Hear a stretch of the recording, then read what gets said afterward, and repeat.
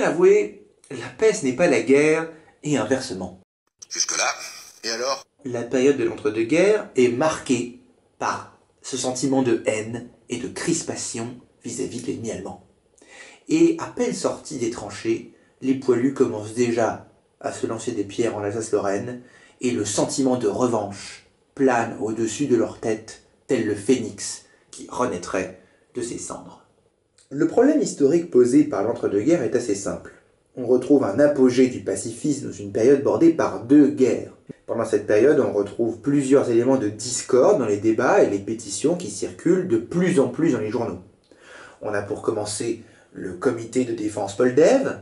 On peut aussi parler de l'affaire Malraux en 1924 et ses aventures en Indochine, ou encore l'affaire Henri Barbus et sa déclaration de la gauche hostile à la guerre du Rif. Tous ces débats opposent le pacifisme à la fermeté. À droite, il existe un anticommunisme omniprésent depuis 1919, mais aussi une persistance de la méfiance à l'encontre du voisin allemand.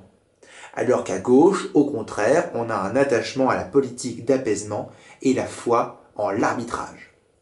Tout d'abord, dans l'entre-deux-guerres, on rentre dans un bain de pacifisme, et notamment dans les années 20-30 avec de nombreux événements qui ont marqué l'histoire. Déjà, on a le mea culpa des intellectuels qui regrettent leur participation aux idéologies de la Première Guerre mondiale. C'est à cette époque qu'on commence à parler de politique du « plus jamais ça ». Une grande hostilité est menée envers les pouvoirs qui s'installent devant la montée des périls. Qu'est-ce qu'on remarque en réalité? C'est que la défense de la paix a débouché sur la guerre. Beaucoup de ces intellectuels vont défendre des idées pacifistes. Mais c'est là qu'on peut se demander en quoi est-ce que la défense de la paix a déclenché la Deuxième Guerre mondiale. Deuxièmement, c'est quoi être pacifiste? C'est en fait de faire de la défense de la paix une sorte d'impératif catégorique. On parle de génération du feu, qui est à la fois patriote et pacifiste.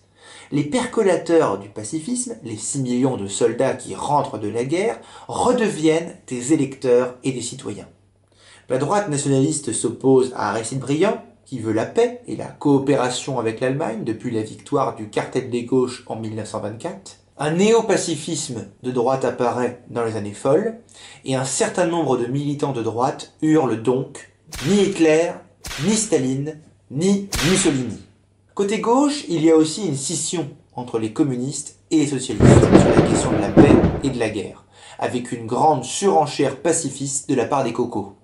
Et après les ligues de février 1934, les gauches s'unissent contre le fascisme. À l'initiative d'Alain, de Paul Langevin et de Paul Rivet se fonde le comité de vigilance des intellectuels antifascistes. Le problème de ce comité est très simple. Selon eux, il faut condamner les franquistes, mais sans intervention. Parce que l'intervention, c'est pour les animaux, hein, et nous on est des petits minets. On constate donc un enracinement du pacifisme au sein de cette génération de feu. Déjà parce que le monde de la culture et des arts va aussi être un vecteur de ce pacifisme. Surréalisme, mouvement dada, etc. Céline est encensée par les critiques de gauche dans les années 30, de par son roman phare Voyage au bout de la nuit, qui est pourtant pas une littérature de témoignage. Les films engagés comme La Grande Illusion de Renoir font un triomphe. La société française est donc étouffée par les sentiments contradictoires. Et Édouard Daladier, en 1938, après avoir signé les accords de Munich, arrive au Bourget et est ovationné par une foule. Pourtant, il prononce cette phrase restée célèbre dans les écrits de Saint Jean Perse qui voyageait avec lui. « Ah les cons, s'ils savaient !»